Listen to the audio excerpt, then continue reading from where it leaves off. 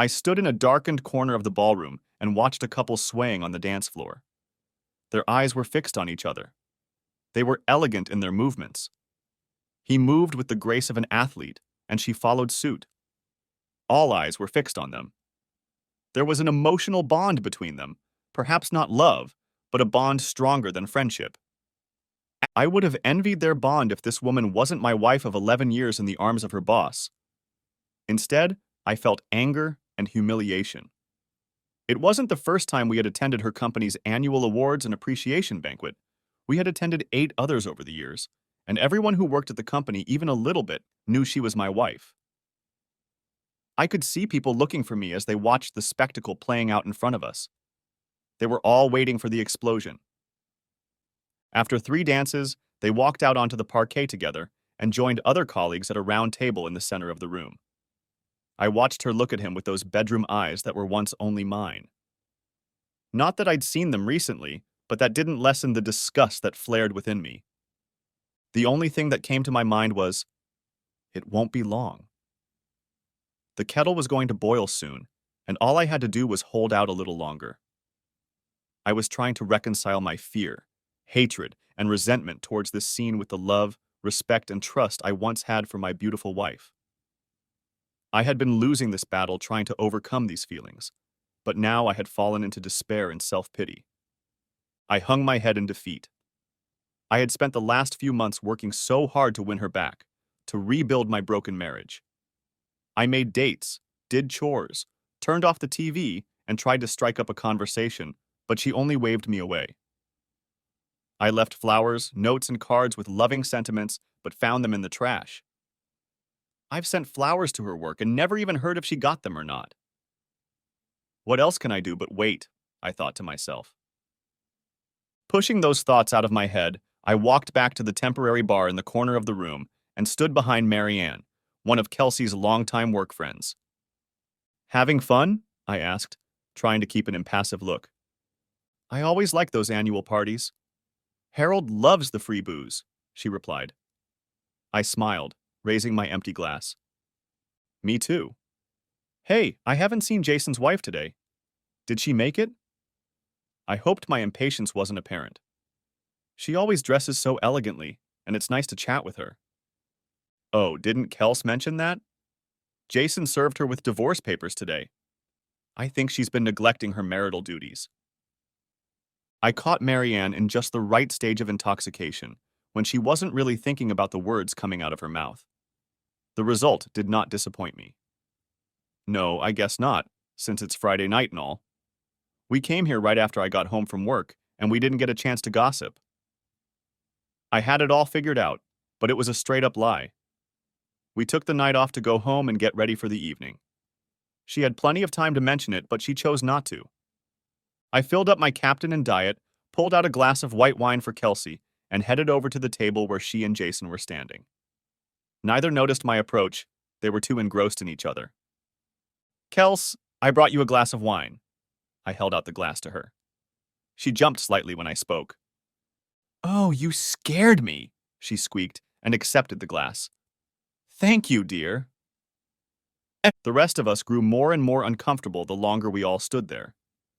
Most were finding something surprisingly interesting in the stained tablecloth or across the room, and weren't looking directly at me.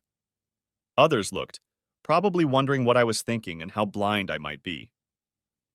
One young man, about 25 years old, even smirked as he watched me observe the table.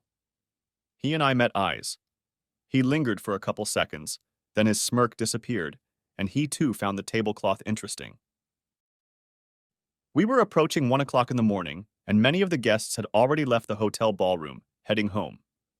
But I could see that Kelsey wasn't ready to part ways with her dance partner. We should probably get home, honey. I still have to take the babysitter home, and we promised her we wouldn't stay out until 2 tonight, I said, realizing I was interrupting her interaction with Jason. Yeah, okay. I guess we should get going. I'll see you Monday. She smiled. There was a sense of relief all around us that the awkwardness was almost over. Jason, it's good to see you.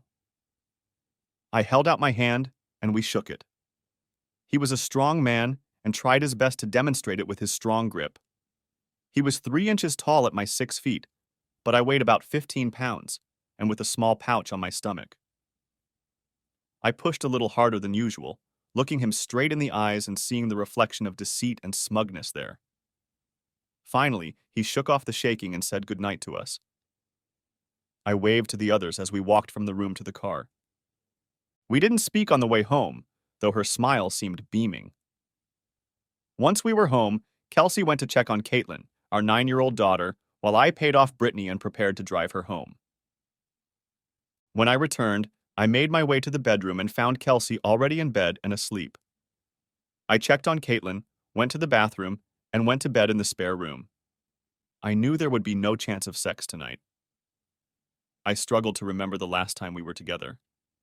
My eyes closed, and I saw the ceiling for the last time, and then fell into sleep, running through my internal checklist for tomorrow in my head. Saturday morning, I got up early. Caitlin was already in the family room watching her shows, and I waved at her as I stopped in the doorway. "Have you had breakfast yet?" "Yep," she replied, waving a spoon dipped in milk in the air and smearing milk drops all over the carpet. "Okay, shh, Mom's still asleep, and I need to get some work done at the office. Okay?" "Okay, Daddy," she said softly, and I grinned. Well, that didn't work. Around 8:30, I called my lawyer's cell phone, knowing he worked from home on Saturday mornings. "Good morning, Bill. Matthew Franks here." "Good morning, Matt. I'm guessing this isn't a happy call?" he replied, already knowing the answer. "Right. Time to put the plan in motion. Found out that Jason filed his wife's application yesterday. Do we know if Kels has contacted a lawyer?" "I don't think so, but I'll call Slug and check. I'll meet you in half an hour at the coffee shop. You sign and date the forms, and my assistant will notarize them. We'll file the paperwork first thing Monday morning, and she'll be filed by lunchtime." "Sounds good to me. See you soon." I arrived at the coffee shop early. Smiling weakly at the cute girl behind the counter, I took my order and settled into a comfortable chair by the fireplace. I reflected on the fact that I never thought I would divorce the one true love of my life. It's hard to pinpoint the exact moment when you realize your comfortable life is coming to an end, but I can come pretty close. It was a traffic ticket, one of those automatic red light camera deals. When you run a red light, they take a picture of the driver, the license plate number, and the date and time. That's about it. I found the ticket when I got the mail. I laughed and immediately knew it was Kelsey's. She always ran red lights when she was in a hurry. I opened it, deciding I would just cry and not say a word. No good would come of it if I argued with her.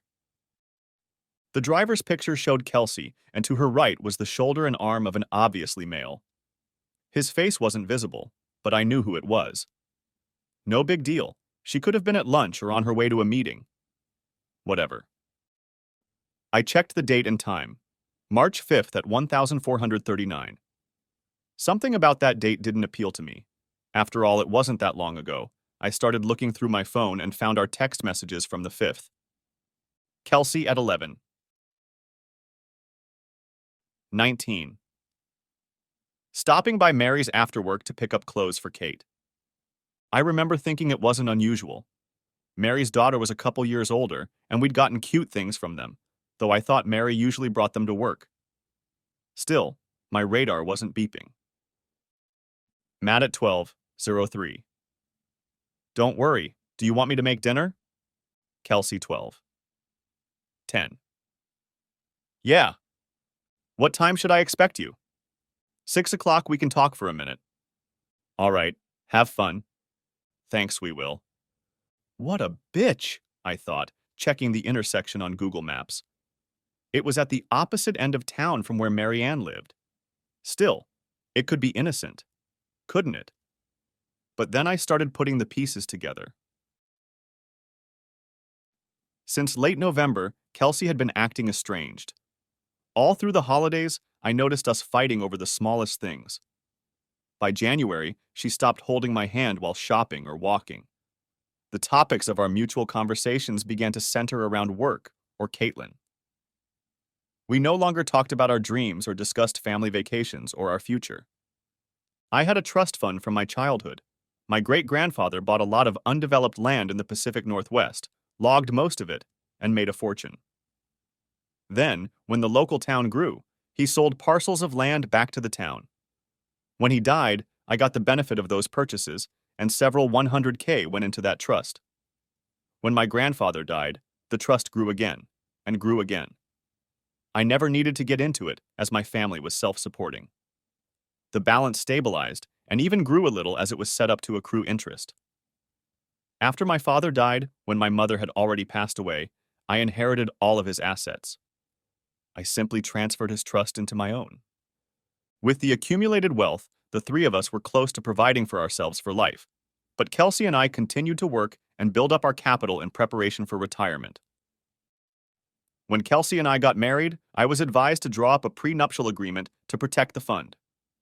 Every few years, we updated the prenup and our wills. One clause that always remained the same was the standard, "What's mine is mine, and what's yours is yours" divorce clause. But we added a clause about Caitlin receiving an education in the event of my death or our divorce. Of course, the mechanism and circumstances of my death were stipulated. Obviously, Kelsey would see nothing if she had a hand in my demise. Because of this, I had had access to a family lawyer and accounting services for years. I contacted my attorney and learned the name of the best local divorce attorney. I scheduled an appointment with him for later in the week to see what my options were. Since we had a solid prenup in place, he was not concerned about any financial issues. I explained that I wasn't ready to take drastic action at this point. I just wanted to know what steps to take next. "Matt, we could bring in a private investigator to check out what's going on and see if there's any cause for concern. Unfortunately, all my investigators are busy right now. It will be several weeks before they can devote time to your case," Bill Manson explained. "I really don't want to wait. I'm already losing sleep over this." "Are there any other options?" I asked. "Well, there is one. He's trying to start a business, but not many people trust him. We call him Larry the Slug." Bill continued to explain. "He's an ex-cop who was retired because of a history of complaints and questionable activities. He could start work right now, but I don't know if I'd recommend maintaining a long-term relationship with him." "And why do you call him the bastard?" I asked, laughing. "I want it to be legal so that if we find something, we'll be on solid ground if we have to move on." "Absolutely, he's legit. He has a habit of extracting information like detailed photos and videos and emails and phone calls that, shall we say, walk a fine line of admissibility in court. But I've been told that what he finds is strong evidence of infidelity in one case or another." "All right, as long as he's legal. We can always pay him off and move on to a more reputable private investigator in a couple weeks." I paused. "Do you think he can start today?"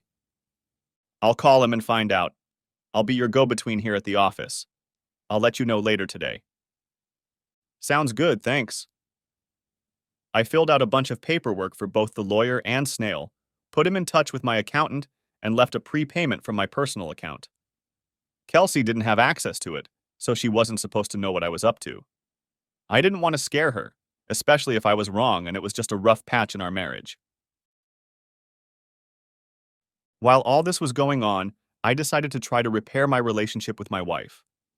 My life experience told me that people don't change or do uncharacteristic things unless there is a catalyst. Since I didn't know what that catalyst was for my wife, and I didn't know if we were past the point of no return, I decided to make sure I took care of myself as a husband.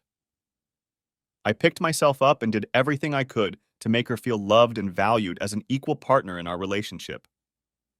I courted her and set a goal for myself to be the kind of husband that would be the envy of all her friends. I was rebutted at every turn, and it became obvious that we were past the point of no return. One Thursday afternoon, I was invited back to Bill's office to get what Spy had found.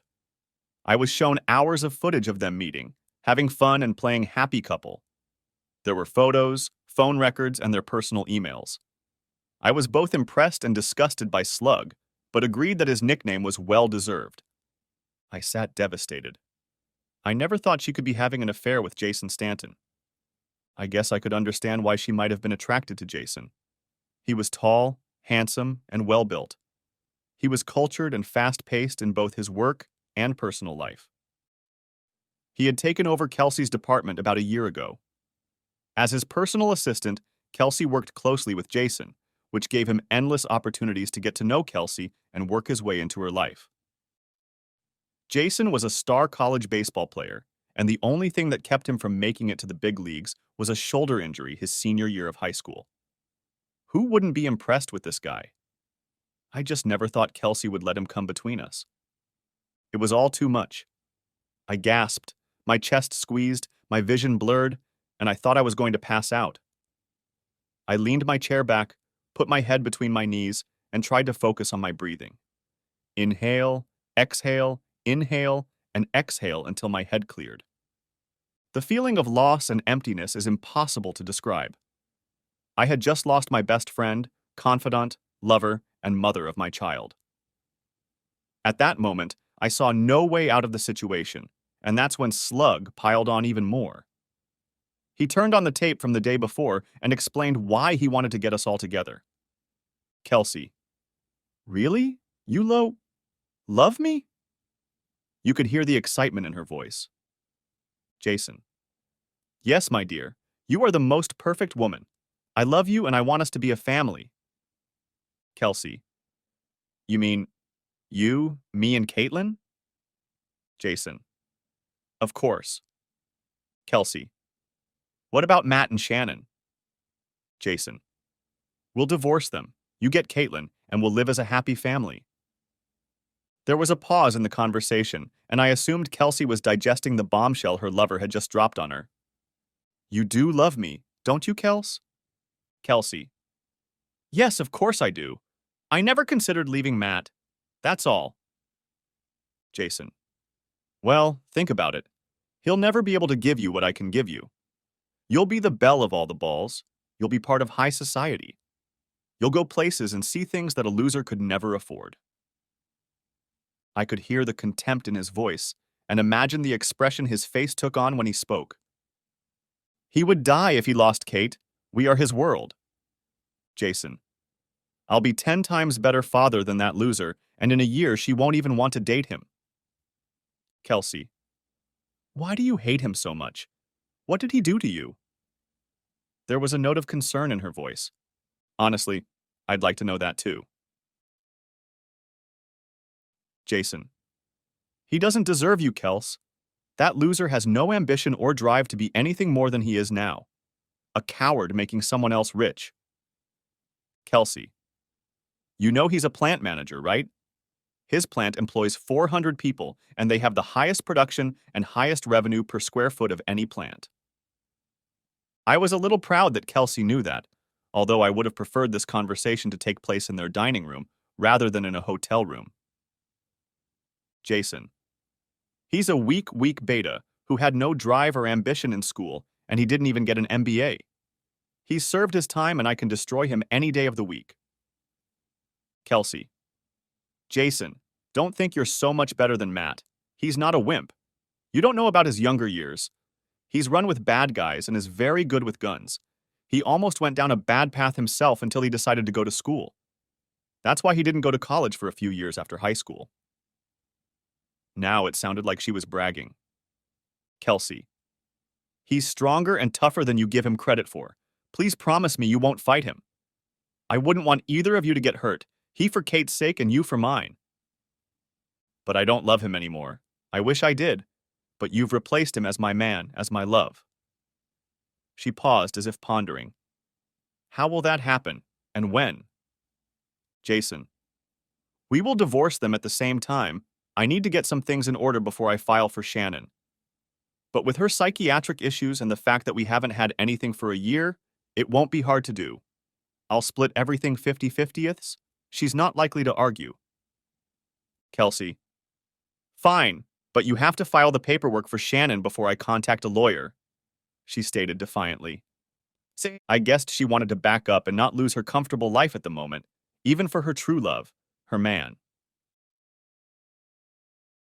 Jason. Deal. Now come here, woman. I asked, turning off the tape at this point. I didn't need to hear anything else. I looked at Bill and asked, how do I handle this? You strike the first blow, Matt. But what if she changes her mind? They rarely change, Mr. Franks. I'm afraid they've gotten to the point where nothing you do or say will make them stop or repent. I got my first good look at Slughorn. He was about 30 years old, athletically built, and the suit fit him well, not at all what I had imagined. He was respectful and probably right, I thought. I was beginning to see him as Larry, not the bastard. I got the feeling that this guy was really on my side. Even if I was paying, he cared and was disgusted by what he was seeing and hearing from these two. Would you want her after what you know now? Added Larry. I guess you're right, Larry. Turning to Bill, he said, Bill, give me a day or two to make up my mind and I'll call you. Okay? Sounds good, Matt. Can I start working on the basic documents and we'll add the details later or trash the whole thing if you want? Yeah, let's do that. Larry followed me out and held out his card to me. It has my personal number on it, Mr. Franks, in case you ever need me. Please, Larry, call me Matt. Thank you. Matt, I know some people who will help you get your revenge if you decide to go that route.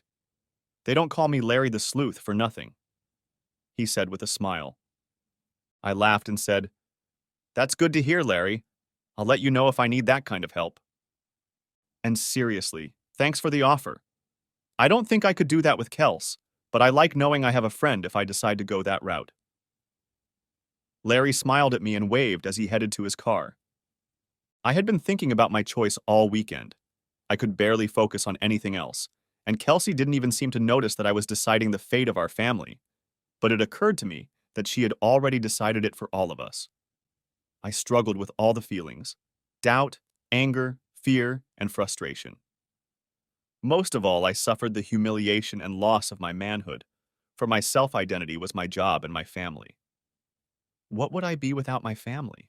I thought. I worried about Caitlin and how she would transition into the next chapter. I was annoyed at the thought of that arrogant bastard raising my daughter. I even had flashes of thoughts of him walking my daughter down the aisle at her wedding. My emotions and thoughts were a mess. No matter how much I flooded them with alcohol, it wasn't until Sunday morning that clarity came. As I sat on the back porch squirming with a hellish headache, I realized that it was likely going to happen, no matter how much I resisted. I had already lost my wife. I could see the contempt in her eyes. I had already lost my family. What mattered now was on whose terms and on what terms I would lose everything. And then the old adage hit me: lead, follow, or get the hell out of the way. I wasn't going to get out of the way, and I wasn't ready to follow these crooks. So I had only one choice: lead. Monday morning, I called Bill. Bill, Matt Franks here. Good morning, Matt. Are you any closer to a decision? Yes, I am. I'd like you to draw up all the necessary paperwork, adding only the legal documents Larry got. We'll split everything 50-50. I paused. You want to sell the house? Yes. We took out a low-interest loan from my trust fund to buy it, so we've been paying ourselves the whole time. We'll split the equity we received, but I'll pay back the full amount of the loan and the interest we've paid over the years. I'm a winner, I replied. Also, please add $200,000 for Kels from my trust. Consider it payment for services rendered. She may be more amiable if she knows she won't be left with no money at all.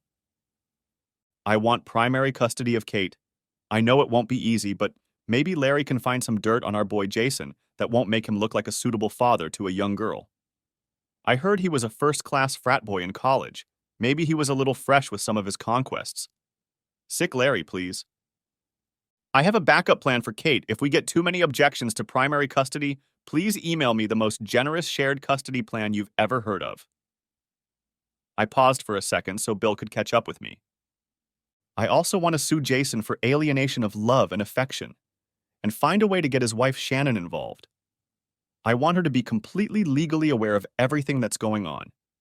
And speaking of her, please draft another adultery divorce case and prepare it for her. I'll pay for her services. I think she should get what she deserves, and let it be ugly. We can sue both of them for foreclosure, but you should know that won't get you anywhere. I also need her to sign a contract with me. I can prepare all the necessary forms, but without her consent or information, there's not much I can do, explained Bill. I understand. I just want to shake the tree a little, and while you're at it, I want to sue Kelsey's company for allowing her to sleep with her boss. I'm sure they don't have a morals clause in their handbook, but it should be questionable for any company to have that happen under their watch. He is her immediate supervisor. I know this is probably going nowhere, but let's shake that tree again and see what falls out of it. Okay, Matt, it's going to cost a lot of money and then more. You're talking about a lot of man-hours and even more if the case is argued. I realize it's just money, and at this point, I'll empty my trust if I need to make sure those two don't get more than what's owed to them. And like my daddy used to say, every time you get a lawyer involved, you just negotiate how much it's going to cost. I have one, so I might as well use it. Bill laughed at my snide remark about lawyers. Sounds like he was a smart man. You know you don't have to give her any money from your trust. Your prenup is airtight. I know, Bill, but I thought about it all weekend and decided that if I didn't leave her destitute, she might be more willing to agree to my demands, and she deserves it. She worked hard and helped me keep it from unnecessary shenanigans. We both counted on it to be our nest egg for our old age. I figured it would give her an advantage over Jason, and when she was on her own, she wouldn't have to rely on him so much. She deserves more than that, but there's no way in hell I'm giving that cheating bastard Jason more than he's already taken. I mean, my wife should be enough. I felt furious at the mere thought of Jason taking over a life that should have been mine. I had always considered myself fair in matters and wanted to make sure I treated Kelsey fairly, even if she didn't reciprocate. I was comforted by the fact that I was sure Caitlin would approve of my actions later when she realized how our family had broken up. One last thing, Bill. Don't file the papers just yet. I want everything done, dotting the I's and T's and getting everything ready. I want to wait for her to make the first move. It will give me more time to be with Kate in our family home. I realize there will come a point when I need to pull the trigger, but I want it to be at the last moment when I can't deal with it anymore. Understood. We can leave it undated and notarized until you're ready. I work Saturday mornings from home, so if it falls through on the weekend, you can call me. We won't be able to file until Monday morning anyway, but I can have someone stand at the door when it opens and hand it in the same day. Okay, that's the plan. We said our goodbyes and hung up. I pulled Larry's business card out of my pocket and dialed the number. Larry, Matt Franks. How are you doing? I'm fine, he replied. Are you ready for some scrappy entertainment? Well, sort of, but I want you to wait for my word, okay? No problem, Matt. What are we talking about? Can we meet in person? Yeah, give me an hour and I'll meet you at Duncan on 6th. Sounds good, I replied. I was already waiting for him to pull into the parking lot. He grabbed a coffee and snacks and then sat down across from me. I want you to gather all the materials, pictures, videos, recordings, anything you have. We need to find a way to get it to Shannon Stanton anonymously, maybe by email? No problem. I know a guy who works on the dark web, stated Larry. That's it?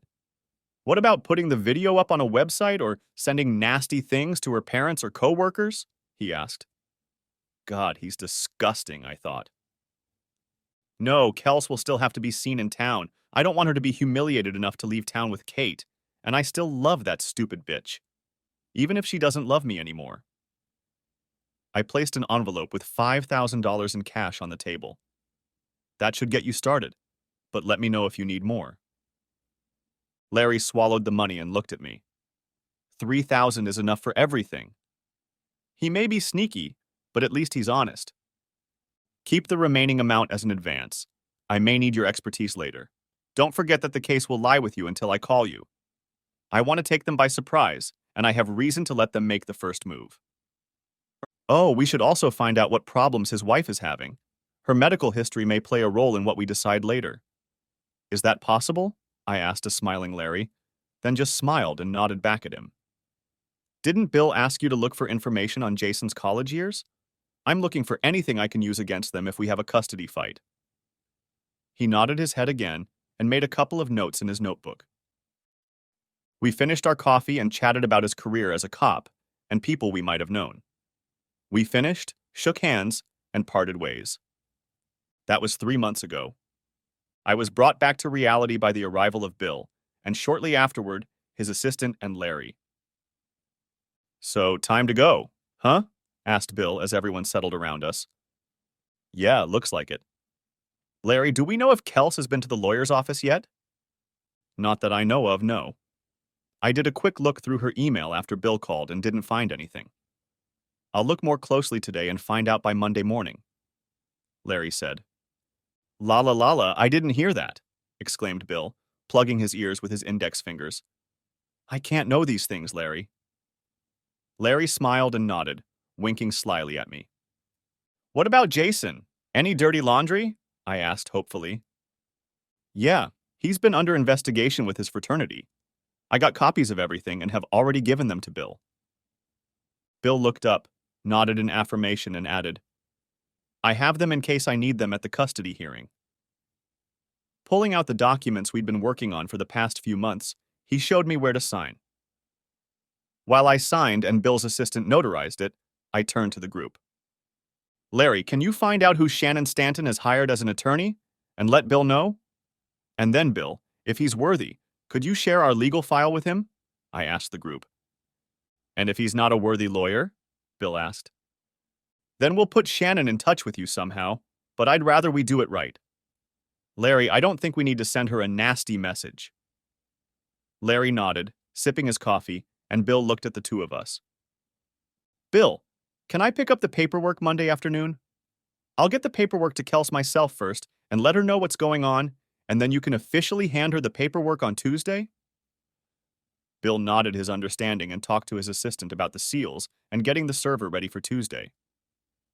"And then I'd like Jason and their company to be served Tuesday afternoon. I think we can exclude Shannon from the foreclosure suit since she'll be up to speed soon. Bill, you can share the file with Shannon's attorney Monday afternoon, unless he fails my conversation with Kels Monday night." I leaned back in my chair and sighed. It should be ready by Wednesday. "Matt, have you thought about where Kelsey is staying Monday night yet?" inquired Bill. "No, just now." "Do you mind if she stays at the house for a few days?" "Not unless you get a restraining order and she agrees. I wouldn't sleep with her. Legally, I don't think it's a problem, but it might be uncomfortable for you. I would be wary of what a not-too-squeamish lawyer would do with that information," Bill added. "All right, I'll give her a week to find a place. We're not entertaining it now." "I don't see the problem." "Oh, you mean sleeping in the same bed?" "But our papers give me temporary control of the house and Kate, don't they?" I asked. "Yes, until her lawyer files a motion and revokes everything or until we all come to an agreement." "I meant sleeping in the same bed. It just might give a strange impression when the papers are filed," Bill stated. "Don't worry, we're not sleeping together right now." "Larry, what have you learned about Shannon's medical condition?" "She's been battling depression and bipolar disorder for years.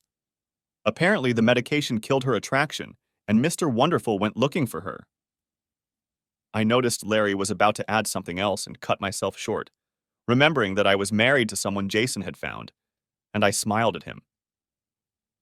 "I guess we don't want to know how you found out." Larry just smiled and shook his head, and Bill feigned shock.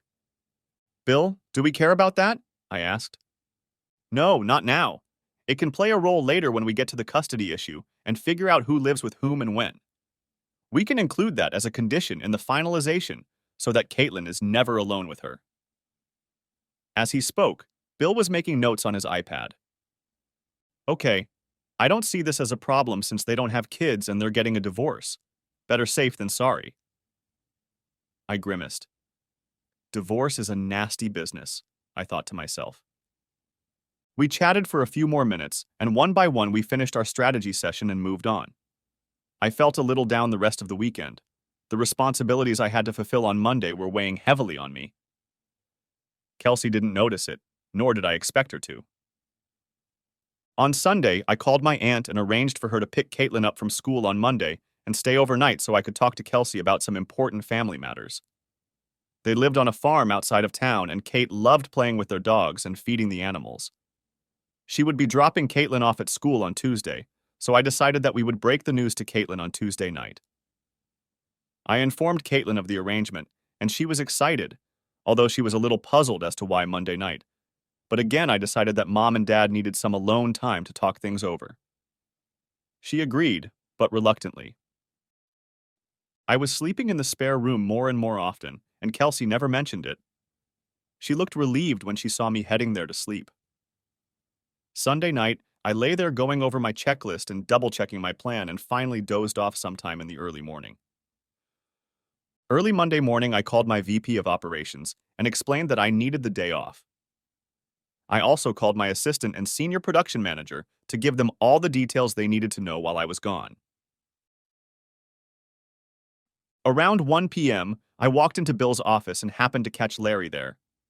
I saw a stack of papers on the desk, and judging by the fact that the office was bustling with activity, everyone was busy. Matt, we filed the papers with the court this morning. Here are Kelsey's papers as you requested, and we've arranged a formal service at your house around 9 o'clock Tuesday morning. Is that okay with you? Asked Bill, holding out the envelopes to me.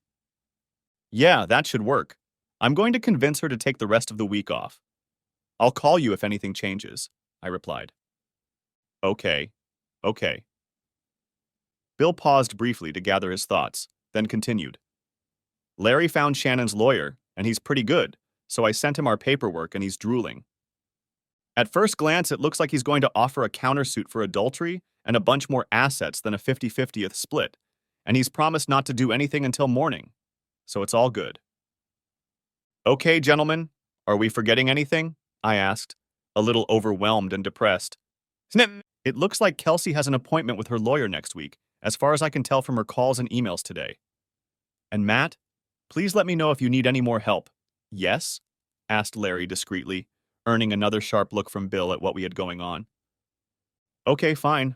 I'll let Larry know, but I think we're okay, I replied, hoping I wouldn't have to get even dirtier than I already did. I guess it's up to Kelsey and Jason now. I walked out of Bill's office and texted Kelsey. Kelsey, will you be home at a decent time tonight? Kelsey at 2:02:5:30. Why? What's up? Matt at 2:04. Nothing. I got a little distracted over the weekend and wanted to try and catch up tonight. I arranged for Aunt Alex to come over to Kate's house tonight and stay with me. Thought I'd bring a home-cooked meal. Any interest? Kelsey at 2:16. How cute, do as. Chinese. Matt at 2:20. Done. I'll have dinner ready at 5:30. I felt like a total ass setting her up like that, but it wasn't uncommon lately. I hoped she just thought I was going out of my way to be extra nice and loving. Monday evening, 5:30. Kelsey got home around 5:15 and changed her clothes while I set the table and arranged the dishes. I poured a couple glasses of wine and was already sitting at the table when she showed up. She took a long swig from her glass, and we passed the food back and forth. We made small talk while we ate, and she didn't seem to have any idea what was about to happen. How's the rest of your week going? I asked when our meals had subsided and we were both just picking at our favorite foods on our plates. Pretty easy. Did you have anything you wanted to plan? She asked, casting a leering look at me. No, I thought you might want to take a week off after our conversation, I said monotonously, trying not to give away my emotions. Why would I do that? I know, Kels, I began, placing the envelope on the table in front of her. She just looked at it and then back at me, taking a sip of wine. I know about Jason and you planning on filing for divorce. She coughed slightly, choking on her wine, and stared at me with a blank stare. I could see the gears working in her head, trying to figure out how I knew or what she was going to do to slow me down. What divorce? She finally exhaled. The one you're meeting with an attorney about next week, and the one Jason has already filed on Shannon. I know you're in love with him and plan to take Kate and leave me. I opened the packet and handed her some pictures. Her eyes got big. She set her glass down and took the pictures and looked through them.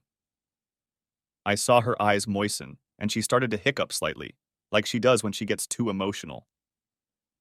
I'm so sorry, Matthew. I never meant for any of this to happen. I don't know what else to say. She lowered her gaze to the table. I know, Kels. I've known about your plans for months now. I've had time to come to terms with it all. I'm very disappointed in you, and I'm in a lot of pain. I held my breath for a moment to regain my confidence and contain the anger that came over me. The only thing I want to know is, did I do something or not do something that drove you to Jason? Oh God, no, she exclaimed, looking into my eyes for a second, and then retreated back to the table. I guess out of guilt and shame. I, it, it just happened. You didn't, you didn't do anything to push me away. You've been a great husband and father. I, I just fell in love with him, she finally said. I was both disappointed and relieved. I guess I couldn't help it if she'd just fallen out of love with me and decided to take Jason. He'd had plenty of time to work his way into her heart and displace me, and now there was nothing I could do to prevent it. Our marriage was dead, and all that was left was paperwork. I pulled out the terms of the divorce and held it out to her. Here's the agreement I'm proposing. I've already filed the paperwork. So you don't have to do this if you don't agree with what I'm asking. The basic stipulations are as follows. The prenuptial agreement is in effect, so my trust is out of the question. I'm offering to sell everything we don't need and split it 50-50ths. This, of course, includes the house. Since I filed the suit first, I am asking for full custody of Caitlin and minimal alimony from you. Of course, you'll have a very loose visitation schedule. I'll keep her on my insurance, but of course, you'll need to get your own. You will keep your 401k and any investments you had before marriage, as well as the inheritance you got from your mom. I wouldn't want to take anything away from you that really belongs to you. We will split all the investments we started making together. Kate and I will stay in the house until we sell it. I am also setting aside $200,000 from my trust for you to manage on your own. I would encourage you to get a prenup and protect it if you get together with Jason as you planned. I wouldn't want you to lose anything. I want to make sure you can be on your own since I'm asking for no spousal support. I paused, watching her absorb what I had just laid out for her. I think I should have Caitlin. The girl needs a mother when she gets older. She replied emphatically. I totally agree, but you can do it remotely by visiting and calling. Honestly, I don't trust Jason with our daughter. I already know he plans to try to turn her away from me with gifts and his suave personality. Since he couldn't produce his own child, he needs mine. And I think I have acted more than magnanimously in allowing him to have my wife already, but he will not have my daughter as well. I understand you'll want to negotiate custody. I suggest we let the lawyers earn their money and try to be civil. I offered, seeing how red her face had gotten while talking about Kate and Jason. He would never hurt her, and it would be up to you to take her away. Separating her from her mother is a good way to do it. Well, either way, she's staying with me until we figure out something else. You can stay here in the master bedroom for a few nights or a week until you get things sorted out. Kelsey, I still love you with all my heart. I thought we were going to conquer the world together. But you're killing me here, and I don't know what else to do. My world is falling apart, and I'm trying my best to be fair and kind. I really don't want to hurt you the way you hurt me. But believe me, if you go nuclear or let Jason get into our business, I will return kindness for kindness. And honey, I have resources that neither of you have. My tone changed, and she finally heard the anger in my words. I knew how to play hardball if pressed. She'd seen it before. So please, let's leave it at that and let the lawyers sort it all out. I would really like to be polite and courteous to you anytime we meet. I think it will be important for Caitlin to see us socializing. I plan for both of us to be actively involved in our daughter's life. I pleaded with her. I really didn't want this to be a knockout drag-out fight. I'm off work for the rest of the week, and according to the law, you have to be officially served with a summons, which is scheduled here at the house for 9 in the morning. I didn't want you to embarrass yourself at work, so you might consider calling in and taking a few days off too. I know it's going to be stressful for both of us being home, but I thought we could meet up with Caitlin tomorrow night, or keep her home on Wednesday to explain what's going on. What do you think? Kelsey had stopped eating by this time and was looking a little pale and sore. I think the consequences of her action had finally gotten to her. She had only herself to blame. I was fat, dumb, and happy until she set off this shit storm. She looked up at me, did her best to act like a fish in water, and then said, "Okay, Matt. You obviously planned well and got ahead of us. I don't know how, but you did it. I'll call work first thing and at least I'll be home by Wednesday." Do you think Alex will be able to keep her tomorrow night? Maybe just keep her out of school tomorrow and bring her home Wednesday morning so we can talk? Larry Slughorn, I said proudly, before continuing when she threw me a confused look. My private investigator, Larry, found out after I got a few hints that something was rotten in Denmark. I'll call Aunt Alex right away. I think that's a great idea. Kelsey gave me a slight nod when I mentioned Larry, took the papers I gave her, and said goodnight. I guess she needed some time alone to digest what had happened, and I watched as she headed to the master bedroom where she closed and locked the door, which wasn't a problem since I had already moved most of my casual clothes and belongings into the spare room. I called my aunt and explained that we had a little family problem that we were working out, and sure enough, she agreed to keep Caitlin one more night and bring her back Wednesday mid-morning. I also talked to Caitlin and informed her that she would not be going to school the next day. She was still confused, but accepted it. I told her that my mom and I would explain everything on Wednesday. As I was putting things away and getting ready for bed, I heard Kelsey mumble something through the door as if she was on the phone, and later there were light sobs as she mourned the loss of our marriage. Tuesday. I heard Kelsey get up early and make plans for work while walking downstairs in casual clothes. At 9, she opened the door and accepted the official summons and packet of papers, minus the photos and statements. These she should have familiarized herself with last night in her room. Immediately afterward, she took her keys and purse and left without telling me exactly where she was going. But I figured it was to meet with Jason, her lawyer, or someone else with whom I could sympathize. Later in the afternoon, I got a call from Bill informing me that both Jason and their company had received our lawsuits. It turned out that Jason had been served with Shannon's countersuit around the same time, and he was already out of luck. Bill mentioned that I should stay away and be wary, as apparently the server had mentioned Jason's threats against me. I never thought Jason would turn out to be too stupid since he gets everything he wants. But just in case, I went to my gun safe and pulled out my 1911 and .45 ACP, made sure it was loaded, cocked and locked, and put it in my chair while I watched TV. A few hours later, I was standing at the sink when I saw a black BMW pull up in my driveway, from which an enraged Jason jumped out, opened the back door, and pulled out a baseball bat.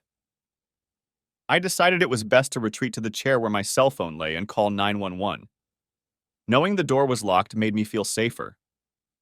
I dialed 911 and told the operator that my wife's boyfriend was in my driveway with a baseball bat, and they directed several cars in my direction. Just then, I heard a second car pull up outside, and from the yelling and tone of voices, I figured it was Kelsey. Then, there was a high-pitched scream. I jumped as the front door shattered from the heavy impact, and a furious Jason burst in, screaming at the top of his lungs, "You got me fired and ruined my divorce!" He was boiling and foaming at the mouth, and I put my right hand down on the grip of the gun, and the feel of it calmed me down. Jason swung the bat wildly, and I could hear Kelsey screaming outside, begging him to come back. "I took your wife, and now I'm gonna destroy you, you goddamn wimp." I let him walk another 5 feet before I pulled the gun from the seat cushion. His eyes were narrowed, and you could tell his sanity was impaired. His bat rose above his head, but it wasn't very effective at 25 feet. The crack of the cartridge in the chamber was deafening. 3 shots had been fired. Now I could hear the screams through the ringing in my ears. It surprised me how loud the gun was in the cramped room. I began to hear sirens and police shouting. Not realizing how extreme the situation was, they put Kelsey on her stomach and handcuffed her in front of the open door, her screaming and yelling not subsiding. I was still shocked by the events that were unfolding in front of me and finally focused on the gun pointed in my face and the officer yelling, "Stop! Stop off the gun!" He ordered, and I came to my senses a bit, dropping my weapon and following his commands and laying down on the floor. Epilogue. The next few weeks were hectic and overwhelming.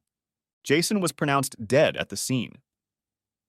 I later learned from police reports and eyewitness testimony that he had apparently been served with my lawsuit and updated divorce papers from his wife around the same time. It didn't take him long to realize that the photos were taken by me. Kelsey stood next to him as he opened the envelope from his wife and confirmed that she had the same set. Moments later, they were both summoned to the vice president's office where they confessed their infidelity, having no idea how it would end. Knowing that my lawsuit against the company would go nowhere, and it didn't, the executives saw fit to make themselves known by firing the managing director for having an affair with a subordinate, which they did. At that moment, I was the epitome of evil to Jason, and he decided that I should pay for standing up to him and ruining his plans.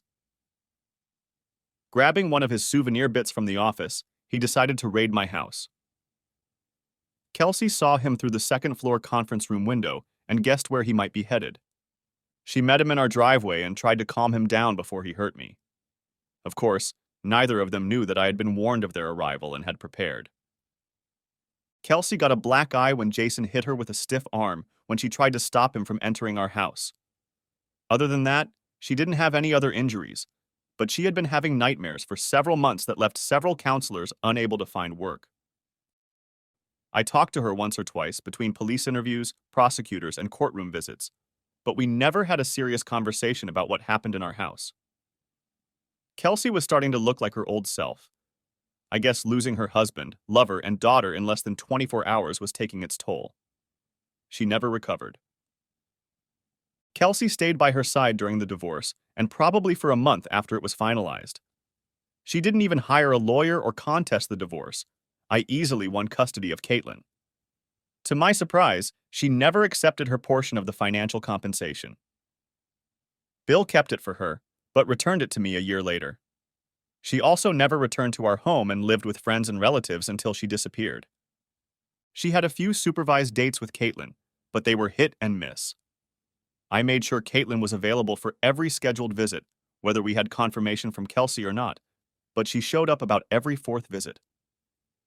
I was told that Kelsey was addicted to painkillers and other drugs that were prescribed to calm her down and help her become an adult, and by the time she disappeared, she was without a job, without friends, and without a livelihood. Neither Caitlin, myself, nor anyone she knew had any contact information about her, and we never heard from her again. We have no idea what became of her. We lost our wife and mother. The house was sold. Caitlin and I bought another house in her school's neighborhood and tried to get our lives together. After the traumatic event, we both went to counselors. I did for 6 months, but in the end, I just had to bury the resentment and pain and move on. I had a daughter to raise and a life to live. Caitlin spent several years with a psychologist, on and off, partly because of her mother's reaction to the event, and because she had been abandoned. She needed to work through some issues. It took me 3 years to get clean enough to even think about dating. A few months later, I met a wonderful woman named Jo who was understanding and respectful of Caitlin's experience and mine.